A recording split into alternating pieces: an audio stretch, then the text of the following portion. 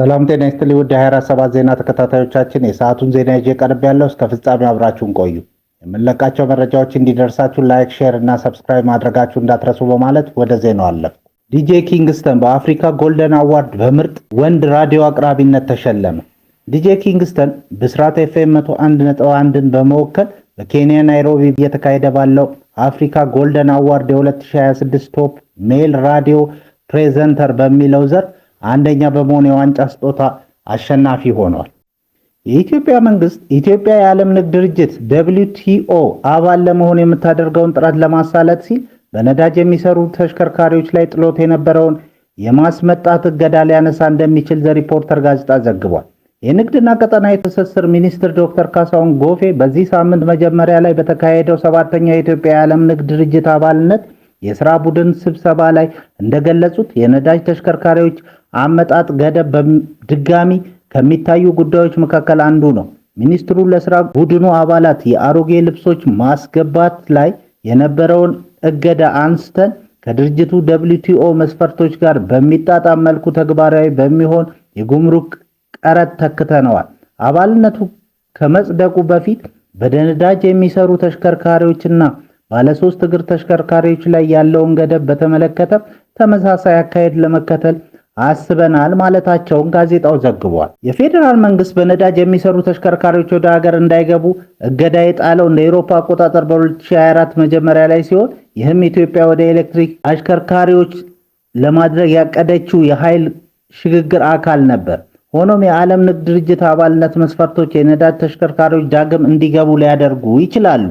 በንግድና ቀጠናዊ ትስስር ሚኒስቴር የዓለም አቀፍ ንግድ ተደራዳሪ የሆኑት አቶ ታገሰ ሙሉጌታ ለሪፖርተር ጋዜጣ እንደገለጹት የድርጅቱ ሕግጋት ኢትዮጵያ እገዳውን እንድታነሳ ቢያስገድዳትም ይህ ማለት ግን አሰራሩ ወደ 2024 በነባራዊ ሁኔታ ይመለሳል ማለት አይደለም። አቶ ታገሰ በዓለም ንግድ ድርጅት መስፈርት መሰረት አገራት የንግድ ልውውጥን መገደብ አይችሉም። አባል መሆን ከፈለግን ምርቶች እንዳይገቡ መከልከል አንችልም። የሸቀጦች ነፃ ዝውውር ድርጅቱ መሰረታዊ መመሪያ ነው። ሚኒስትሩም በቀጣይ እርምጃዎች ኢትዮጵያ በተሽከርካሪዎች ላይ ያለውን ገደብ እንደምታነሳ መግለጽ ፈልገው ነው ብለዋል። ይህ ማለት ግን የነዳጅ መኪኖች ወደ ኢትዮጵያ እንዲገቡ ሙሉ በሙሉ እንፈቅዳለን ማለት አይደለም ያሉት አቶ ታገሰ የነዳጅ መኪኖች መግባታቸውን ተስፋ የሚያስቆርጥ ሌሎች እርምጃዎችን እንወስዳለን። የገንዘብ ሚኒስቴር እና ሌሎች ባለድርሻ አካላት ወደፊት በዚህ ላይ ተወያይተው ይወስናሉ ብለዋል። የአካባቢ ጥበቃ ስጋቶችና እንደ ታክስ ያሉ እርምጃዎች የነዳጅ መኪኖች ማስገባት ተስፋ ለማስቆረጥ ሊቀርቡ ይችላሉ። ስለዚህ እገዳው ለድርድር ሲባል ሊነሳ ይችላል እንጂ በቴክኒክ ደረጃ የነዳጅ መኪኖች እንዲገቡ ሙሉ በሙሉ ይፈቀዳል ወይም ወደ ቀድሞ ሁኔታ እንመለሳለን ማለት አይደለም ሲሉ አስረድተዋል። ኢትዮጵያ የዓለም ንግድ ድርጅት ለመቀላቀል የጀመረችው የ23 ዓመታት ጥረት ባለፈው አንድ ዓመት ውስጥ ትልቅ እድገት አሳይቷል። ዶክተር ካሳሁን ድርድሩ አሁን ወሳኝ ምዕራፍ ላይ መሆኑን ገልጸዋል። ለአውሮፓ አቆጣጠር በመስከረም 2025 ከተካሄደው ስብሰባ በኋላ በአባልነት የቀረቡ ጥያቄዎችን ለመመለስ ጥረት እየተደረገ ሲሆን በአሁኑ ወቅት ከ10 ያነሱ የሁለትዮሽ ስምምነቶች ብቻ መቅረታቸው ተነግሯል። በሌላ ዜና ዶናልድ ትራምፕ የንጉስ ቻርልስን እና የንግስት ካሚላን የአሜሪካ ጉብኝት ተከትሎ በውስኪ ምርቶች ላይ ጥለውት የነበረውን ሁሉንም ታሪፎችና ገደቦች እንደሚያነሱ ተናገሩ። ፕሬዚዳንት ትራምፕ ስኮትላንድ በኬንታኪ ውስኪና ቦርቦን ማምረት ላይ የተጣለባትን ገደብ እንደሚያነሱም አስታውቀዋል። የዩኬ መንግስት ይህ ለሁሉም የውስኪ ምርቶች የአየርላንድ ውስኪን ጨምሮ ተግባራዊ እንደሚሆን አረጋግጧል። የኢንዱስትሪ ተወካዮች በዘርፉ ላይ ከፍተኛ ጫና በተፈጠረበት በዚህ ወቅት ይህ እፎይታ የሚሰጥ ነው ብለዋል። ትራምፕ እንዳሉት የንጉሱ ጉብኝት ብዙም ሳልጠየቅ ማንም ሰው ማድረግ የማይችለውን እንዳደርግ ገፍቶኛል ብለዋል። ንጉሱና ንግስቲቱ በዋሽንግተን ዲሲ፣ ቨርጂኒያ፣ ኒውዮርክ የ4 ቀናት ጉብኝት አድርገው ወደ ፔርሙዳ አምርተዋል። የትራምፕ ውሳኔን ተከትሎ የበርኪንግሃም ቤተ መንግስት ቃል አቀባይ ንጉሱ ለትራምፕ ልባዊ ምስጋናቸውን ማቅረባቸውን እንዲሁም ለፕሬዝዳንቱ አሳቢነት ጽዋቸውን ያነሳሉ ሲሉ ተናግረዋል። የስኮትላንድ ሚኒስትር ጆን ስዊኒ ውሳኔው ለስኮትላንድ ታላቅ ዜና ካሉ በኋላ ንጉሱ ለተጫወቱት ቁልፍ ሚና አመስግነዋል። ስዊ አክለውም ከስኮትላንድ ኢኮኖሚ በየወሩ በሚሊዮን የሚቆጠር ፓውንድ እየከሰረ ነበር ብለዋል።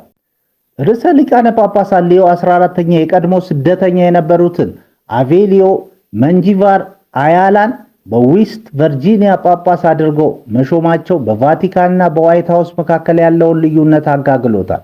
ጳጳሱ ይህን ውሳኔ ያሳለፉት ፕሬዝዳንት ዶናልድ ትራምፕ በኢራን ላይ የሰነዘሩትን ዛቻ ተቀባይነት የሌለው ካሉ በኋላ ነው። አዲሱ ተሿሚ እንደ አውሮፓ አቆጣጠር በ1990 ከኤል ሳልቫዶር የእርስ በርስ ጦርነት በመሸሽ ድንበር አቋርጠው በህገወጥ መንገድ ወደ አሜሪካ የገቡ ሰው ናቸው።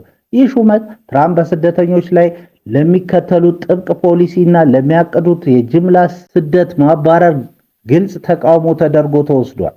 የካቶሊክ ቤተክርስቲያን መሪዎችም ምዕመናን በስደተኞች ጉዳይ ላይ በፖለቲከኞች ላይ ጫና እንዲፈጥሩ ጥሪ አቅርበዋል። ይህም በቤተክርስቲያኗና በፌዴራል ባለስልጣኗ መካከል ያለውን ፍጥጫ ወደ አዲስ ምዕራፍ አሸጋግሮታል። ኢራናዊቷ የኖቤል ተሸላሚዋ ናርጌስ መሐመዲ በጠና ታመው ወደ ሆስፒታል ተወሰዱ። የ2023 የኖቤል የሰላም ተሸላሚዋና ታዋቂዋ የሰብአዊ መብት ተሟጋች ናርጊስ መሐመዲ በእስር ላይ ሳሉ በገጠማቸው የጤና መታወክ ምክንያት ወደ ሆስፒታል መዛወራቸው ታወቀ። ለሳምንታት የዘለቀው የቤተሰቦቻቸው የሕክምና እርዳታ ጥያቄ ምላሽ ሳያገኝ ቆይቶ አሁን ሁኔታው እየተባባሰ በመምጣቱ ወደ ሕክምና ተቋም እንዲወሰዱ ተደርጓል። እሳቸው ቀደም ሲል የረሃብ አድማ ላይ የነበሩ ሲሆን የልብ ህመም አጋጥሟቸዋል የሚል ስጋትም አለ። ክቡራን አድማጮቻችን ለሰዓቱ ያልናቸው ዜናዎች በዚህ እናበቃለን።